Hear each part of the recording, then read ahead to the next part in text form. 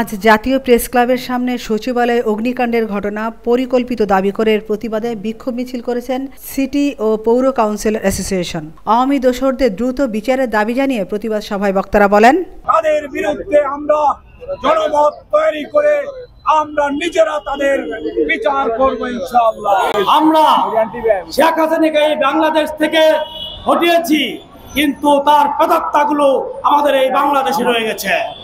তার ফলশ্রুতিতে এক এক জায়গায় এক এক কাণ্ড তারা ঘটাচ্ছেন। সচিবালয় অগ্নিকাণ্ড তারই এক বহিঃপ্রকাশ। আমাদেরকে খেয়াল করতে হবে, আমাদেরকে সজাগ থাকতে হবে, ছাত্র জনতা সবাই ঐক্য হয়ে যেতে হবে। এই সচিবালয়ে যারা আমাদের এই অগ্নিকাণ্ডের সাথে যারা জড়িত আছে তাদেরকে বিচারের আওতায় আনতে হবে। এই শেখ হাসিনার স্বৈরাচার তার দোসর এখন তার প্রেতাত্মা এই বাংলার মাটিতে আছে। তার কিছু নজিরা আপনারা দেখেছেন।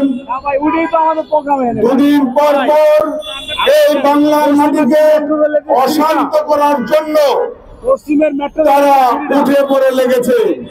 আজকে সচিবালয়ের মধ্যে যে আগুন, যে অরাজকতা সৃষ্টি করেছে তার মূল কারণ হলো সেই প্রেতাত্মাদের যে আমল নামা, সেই আমল নামাকে মুছে ফেলার জন্য, তা নষ্ট করার জন্য আজকে আমাদের স্থানীয় সরকার মন্ত্রণালয়ের গুরুত্বপূর্ণ নথিপত্র পড়ার জন্যই এই ষড়যন্ত্র।